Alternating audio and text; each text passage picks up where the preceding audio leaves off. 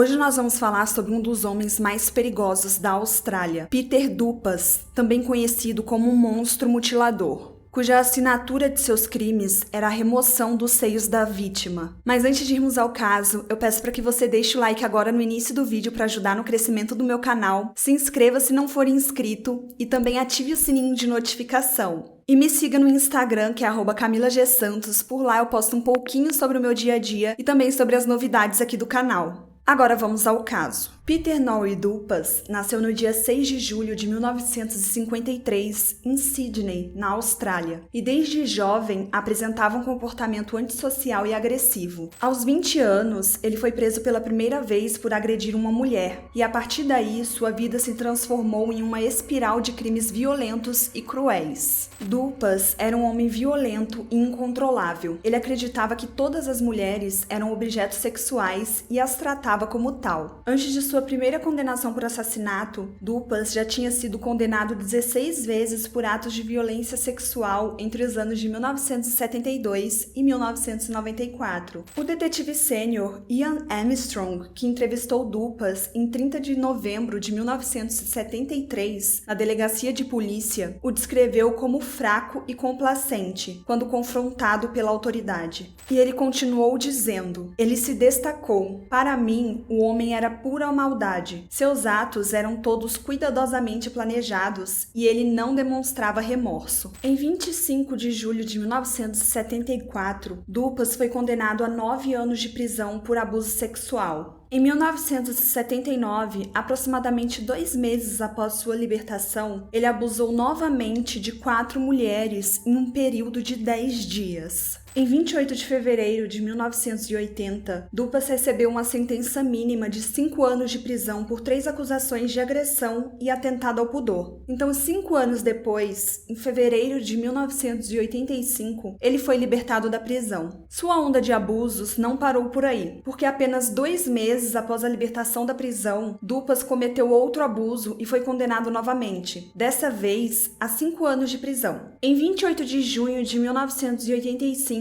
Dupas cometeu seu terceiro abuso e foi condenado a 12 anos de prisão. No dia 18 de agosto de 1994, Dupas foi condenado a 3 anos de prisão por cárcere privado, mas isso não o impediu de continuar cometendo crimes. Ao retornar para a prisão, em 1997, para cumprir pena por outro crime de abuso sexual, Dupas parecia que havia mudado. Ele começou a frequentar a igreja, participar dos grupos de autoajuda e mantinha contato regular com a sua família. Mas, infelizmente, essa mudança era superficial e logo após a sua liberação, ele voltou a atacar mulheres. O assassinato brutal de Margaret Maher chocou a cidade de Melbourne em 1997. A mulher era uma profissional do sexo e foi vista pela última vez perto de um supermercado no dia 4 de outubro de 1997, por volta de 12:20. Seu corpo foi encontrado naquele mesmo dia, às 1:45, por Ronald Frank, que fez a descoberta enquanto coletava latas de alumínio com sua esposa e seus filhos. O corpo da mulher estava sob uma caixa de papelão que continha peças de computador ao lado de uma estrada. A polícia acredita que Margaret foi morta em outro local e o seu corpo foi deixado lá para que fosse encontrado. A polícia descobriu roupas manchadas de sangue e uma luva de lã preta que estava perto do corpo dela, e nessa luva continha o DNA de Dupas. Na necrópsia ficou constatado que ela havia sofrido várias lesões, incluindo uma facada no pulso esquerdo. Ela tinha também hematomas no pescoço, trauma contundente na área da sobrancelha direita e lacerações no braço direito. E o seu seio esquerdo foi removido e colocado em sua boca. Messina Halvags era uma mulher de 25 anos de Belmore e foi assassinada em um ataque no dia 1º de novembro de 1997, enquanto visitava o túmulo de sua avó. O seu noivo foi até a delegacia registrar o seu desaparecimento quando ela não compareceu a um compromisso do casal. O corpo de Messina foi descoberto por seu noivo às 4:35 da madrugada do dia 5 de novembro de 1997, em um terreno baldio a 3 sepulturas de onde a sua avó foi enterrada. A polícia acredita que ela foi atacada por trás enquanto estava ajoelhada para cuidar do arranjo de flores do túmulo de sua avó. A causa da morte foi foram 87 facadas no joelho, pescoço e torso da jovem mulher. A parte superior de sua roupa foi puxada sobre a sua cabeça e a maioria dos golpes foram dados na região de seu peito. E por coincidência, a casa de Peter ficava perto do cemitério. O assassinato de Mercina permaneceu sem solução desde 1997, mesmo com a polícia oferecendo uma recompensa de $1 milhão